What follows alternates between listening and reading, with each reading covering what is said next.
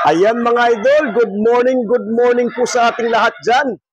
Ako po si Paul Pizzo ng Hap and Sons Game Farm from Surigao City, Surigao del Norte, Caraga Region. Uulitin ko po kasi maraming nagtatanong kahit binabanggit ko na. Yan, I'm from Surigao City, Surigao del Norte, Caraga Region, Mindanao po ako.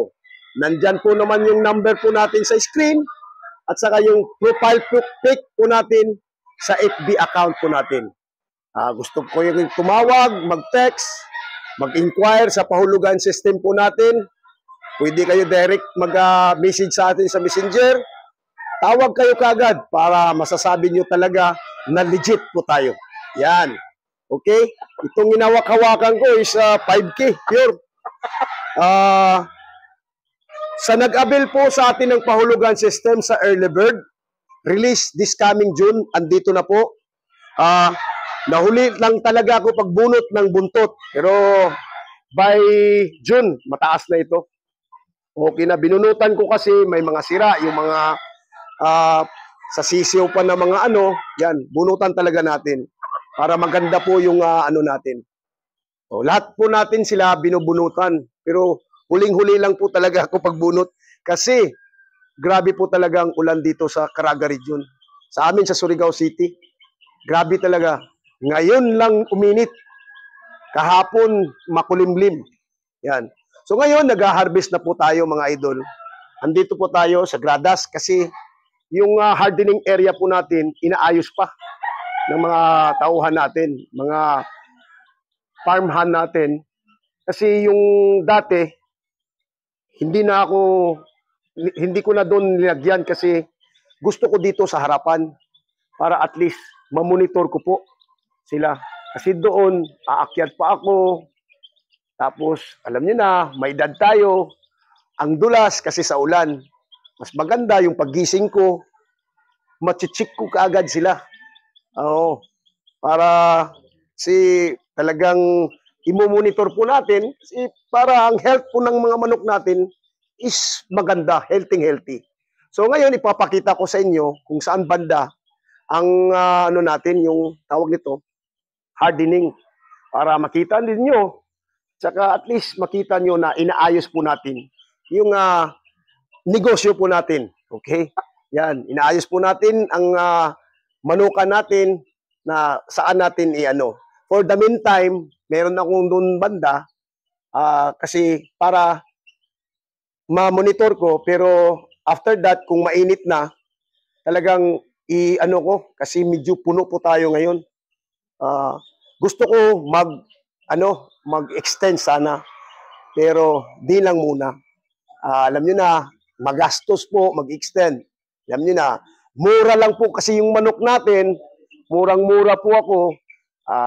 Yan, at least yung kita nandito lang sa manukan, paikot-ikot. Walang katapusan gastos kasi sa manukan. So, tara, punta tayo doon sa taas. So, andito na po tayo dito sa taas. Ito for the meantime lang. Pero yung banda doon sa baba, talagang dyan na po talaga sila. Yung galvanized pen po natin. Yung iba, hindi pa yung order ko na shed net, hindi pa nakarating. Nakulangan po tayo. So, ganun, mga idol, may nagtatanong kung anong feeds ang ipapakain po natin sa kanila. Ako po'y endorser po ng local endorser ng BMIG. Yan. So, Power Max po yung po natin from CCO to yung bago nila. Yung maintenance page po natin, ang ginagamit natin is yung BMIG 3000 plus. 3,000 plus yun. At saka yung sa breeder pellet is BMIG 4,000. Yun ang ginagamit po natin. Maraming salamat BMIG po talaga, sir. Sa yung nag-aano po sa atin, nag-aalaga po sa atin dito. Yung mga staff niya, yung technician, palaging pumupunta dito. Shout out po sa inyo lahat. So, yung mga gamot din natin, so yung ginagamit ko pala na may nagtatanong din, is mga sa excellence product.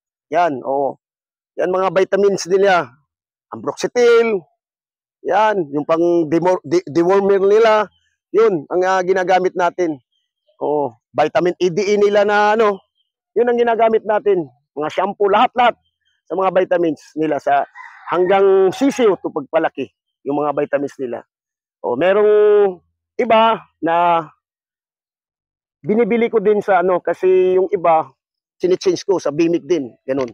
So yun ang mga idol, nandito na po ang ano po natin. Temporary lang po ito dito. Ang ano ko lang, gusto ko lang talaga sila makita, mamonitor. Total wala naman pong manok pa dito na naka-cord. So pinagsamantalahan ko na dito lang muna. So pag marami-rami na manok, pag maganda na po talaga yung panahon, that's the time po na i-arrange ko po sila. Ilalagay ko po sila sa gitna ng mga tipi. Kasi punong-puno po tayo ngayon. Gusto ko sana mag-extend pero wag lang muna kasi magastos. Kasi ako po ang mura lang po tayo yung ginansya po natin manukan. Manukan talaga. Walang katapusan po gastos dito eh. So yan po mga idol. Uulitin ko po, yung nag-aabil po sa atin ng pahulugan, nandito na po sila. Healthy. Naka-harvest na po tayo na 50 plus. Yan. May dagdag pa ako na square 3x3 by 3. Hindi pa nakarating. Yan. Nagdagdag ako ng 20 para 2 bagsakan. 3 bagsakan yung pag-harvest natin. After 15 days, lagay na natin sila sa cord. Pagkatapos nun, papalitan natin yung bago nandun pa sa range. Yan. Tapos, sisirain ko na naman din yung barn po nila, yung sa early bird. Kasi meron na naman tayong sumusunod sa late born edition. So, focus lang po tayo. Yan. Shout out po sa lahat, mga idol. Shout out. Lalo-lalo na po yung nagpa-follow sa atin. At yung naghuhulog sa atin, yung nagtatrust po sa atin.